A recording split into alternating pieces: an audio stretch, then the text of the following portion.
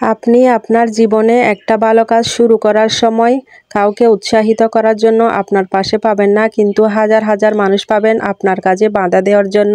হোক সেটা পাড়া প্রতিবেশী, না হয় আত্মীয় স্বজন। হ্যালো এভরিওয়ান, আসসালামু আলাইকুম।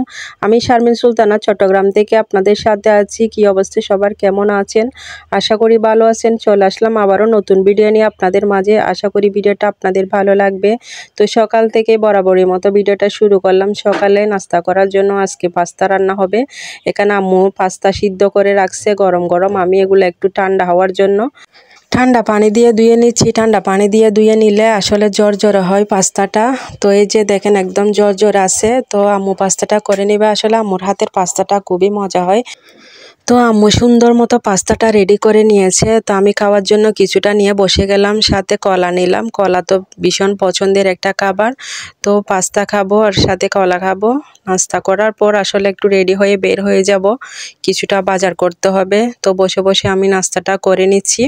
পাস্তা আপনাদের কার কার পছন্দ কমেন্ট করে জানাতে ভুলবেন না।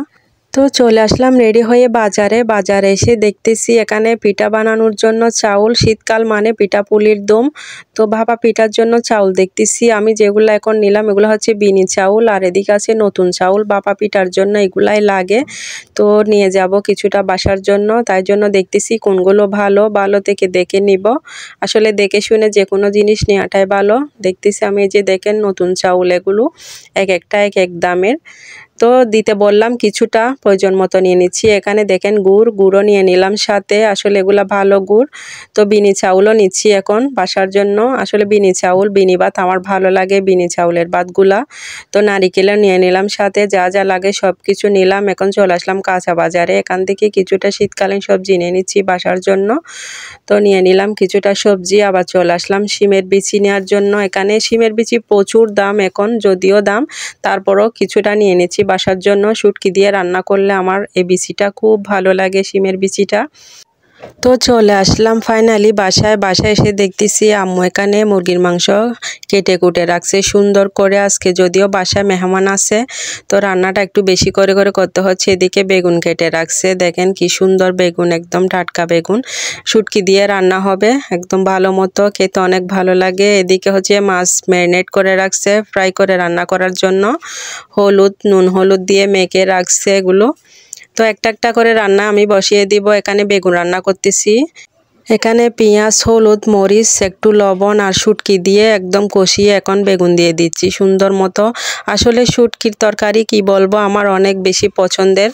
তো আজকে একটু বেশি করে রান্না হচ্ছে, যেহেতু বাসায় মেহমান আছে অনেকগুলা। তো সবার জন্য একটু বেশি করে রান্না করতে হচ্ছে। তাই জন্য এখানে বেগুন একটু বেশি রান্না করতেছি আজকে। এখানে আমি ভালো মতো নেড়ে ছেড়ে কষিয়ে নিচ্ছি। আসলে ভালো মতো কষালে রান্নাটা খুব বেশি ভালো লাগে। কষানোর উপর রান্নার স্বাদটা নির্ভর করে। আসলে ভালোভাবে কষিয়ে রান্না করতে আমার ভীষণ ভালো লাগে। তো আস্তে আস্তে করে আমি সুন্দর করে কষিয়ে নিচ্ছি বেগুনটা। এই যে দেখেন আস্তে আস্তে সুন্দর মতো হয়ে যাচ্ছে। এরপরও আরেকটু নেড়ে ছেড়ে দিচ্ছি আমি। তো দেখেন খুব সুন্দর লাগতেছে, তাই না? বেগুন কার কার পছন্দ জানাবেন। আমার তো বেগুন একটা পছন্দের সবজি। এই যে দেখেন ফাইনালি হয়ে গেছে বেগুন। একটু ধনে পাতা দিলাম, সুন্দর করে ঝোল করে রান্না করলাম। যেহেতু মাছ মাংসগুলা বোনা হবে, তাই জন্য এখানে একটু ঝোল দিলাম। তো শেষ পর্যায়ে একটু ধনে পাতা দিয়ে দিলাম। ধনে পাতা ছাড়া তরকারি আমার থেকে অসম্পূর্ণ লাগে, ধনে পাতা দিলে একটু ভালো লাগে। শীতকালে ধনে পাতা দিয়ে তরকারি রান্না করলে টেস্টটা অন্যরকম লাগে। বেগুন রান্না শেষ করে এদিকে মুরগির মাংস কষিয়ে নিচ্ছি ভালোভাবে। দেখেন বোনা করে রান্না হবে মুরগিটা। তো যদিও এগুলো হচ্ছে ব্রয়লার মুরগি, তো আমি বোনা করে রান্না করবো। আসলে ব্রয়লার মুরগির মধ্যে ঝোল করলে ভালো লাগে না, একটু বোনা টাইপের হলে খেতে অসম্ভব ভালো লাগে। দেখেন একদম লাল হয়েছে, তাই না? আমরা যদি একটু মরিচ বেশি খাই, অনেক বেশি পছন্দের, আমরা ঝাল করে খেতে বেশি ভালোবাসি। তো পাশাপাশি অন্য চুলায় এদিকে মাছও ফ্রাই করে নিচ্ছি।